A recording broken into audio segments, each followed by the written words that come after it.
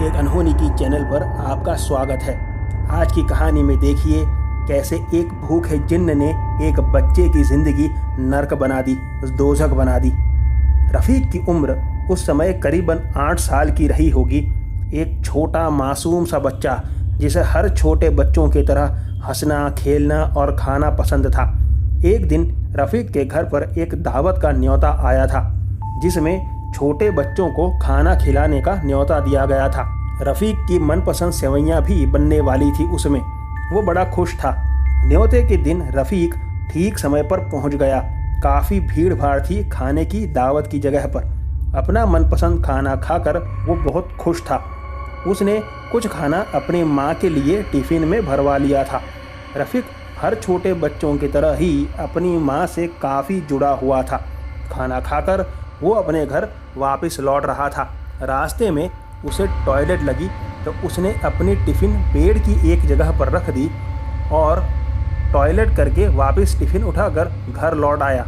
अपनी अम्मी जान को टिफ़िन थमाते हुए बोला, आज तो बड़ा मज़ा आया है खाने में। देख, तेरे लिए भी लेकर के आया हूँ, ये भी तू ही खा लेना, उसकी माँ ने कहा। रफ़ीक थका हुआ था तो तुरंत जाकर के अपने बिस्तर पर सो गया। सवेरा होते ही जब उसकी आंख खुली तो देखा कि वो बिस्तर पर बंधा हुआ था और उसके अम्मी अब्बू के अलावा पड़ोसी भी उसे घेर कर खड़े थे। पीर साहब बिस्तर के बगल में बैठे झाड़ फूंक कर रहे थे। रफ़ीक डर गया और रोने लगा। उसे समझ नहीं आ रहा था कि आखिर उसे बांध के क्यों रखा है। अचानक से रफ़ीक जोर जोर से चिल्लाने लगा, क्या समझ के रखा है तूने? तू मुझे दूर करेगा यहाँ से? इसे तो मैं यहाँ से लेके ही जाऊंगा अपने पास। तेरा काम नहीं कि तू मुझे बांध सके, कुत्ते। रफ़ीक के मुंह से ऐसी आवाज़ सुनकर सभी लोग सहम गए थे। रफ़ीक अपना सर जोर जोर से हिलाने लगा और कहने लगा कि अगर मुझे अभी नहीं छोड़ा तो इसका गला ऐसे ही तोड़ दूंगा। मैं चला भी गया तो ये नहीं बचेगा। अचानक से रफ़ीक की खाट हवा में उठकर फिर नीचे गिरी और वो ज़ोरों से हंसने लगा। पीर बाबा ने अपने दूसरे साथियों को भी बुलवाया था। उन 5 लोगों ने रफ़ीक की खाट को घेर रखा और कैसे भी करके उसे उस जिन्न से छुड़वाया। जिन्न ने जाते जाते कहा कि मेरी जगह पर जो खाना इसने रखा था वो मुझे चाहिए, जो पीरों ने रखवाया। तब जाकर के रफ़ीक की जान बची। दरअसल जब रफ़ीक सोया उसके बाद वो अचानक से उठ करके रात को खाना तलाशने लगा था।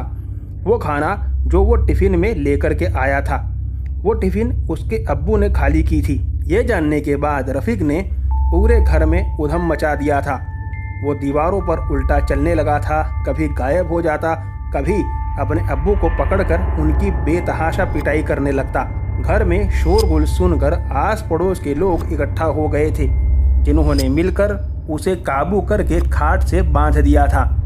पीर बाबा ने रफ़ीक को जिन्नात से तो आज़ादी दिला दी थी, लेकिन फिर भी रफ़ीक ज़्यादा दिन जिंदा नहीं रह सका था। पड़ोसियों का और ख़ासकर उसकी माँ का यह कहना था कि वो जिन्नात उसके बाद बार बार घर पर आता और रफ़ीक पर कब्ज़ा किया करता था और आखिर वो उसे अपने साथ ही ले गया। दोस्तों, आज की कहानी में बस इतना ही। ये कहानी सच्ची है मगर पात्र बदल दिए गए हैं। अगर आपके पास भी ऐसी कोई कहानियाँ या फिर आपकी अपनी बनाई हुई कोई कहानी हो तो डिस्क्रिप्शन बॉक्स में दिए हुए ईमेल पर ज़रूर भेजिए। आपसे मुलाकात होगी अगली कहानी में। तब तक बाय एंड टेक केयर।